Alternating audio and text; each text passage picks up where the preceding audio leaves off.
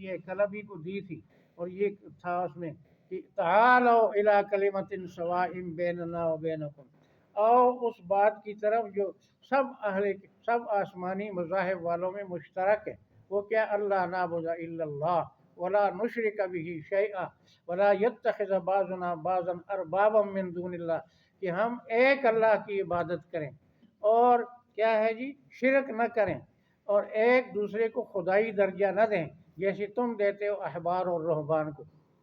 تو پہلی بنیاد توحید، یہ ٹکٹیں لے کر جانے والے یہ بات کبھی نہیں کہہ سکتے، بس وہاں مل کر تالیاں بجاتے ہیں سب لوگ ایک ہیں۔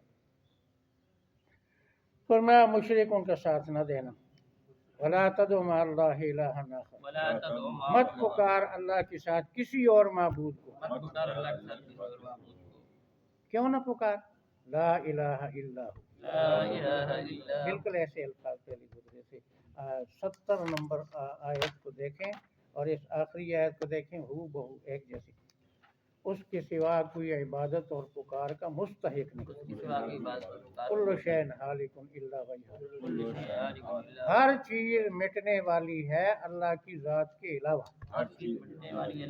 لبید ایک شاعر تھا، اس کی شعر کا ایک آدھا ٹکڑا آپ نے خطبے میں پڑھا، اس کا مفہوم یہی تھا، الا کل شیء ما خلا اللہ باطل، اللہ کے علاوہ ہر چیز مٹنے والی ہے، یہ اس کا معنی ہے۔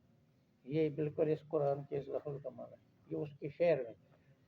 اچھا، یہ آپ نے خطبے میں پڑھا کئی دفعہ، الا کل شیء ما خلا اللہ باطل وکل نعیم لا محالۃ زائل، ہر نعمت میں مٹنا ہے۔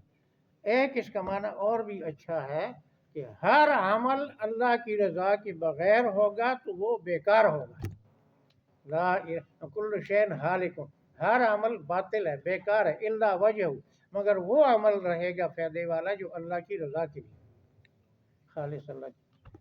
لہ الحکم، حکومت بھی اسی کی ہے، اسی کے فیصلے نافذ، وإلیہ ترجعون، اسی کی طرف تمہیں لوٹایا جائے گا۔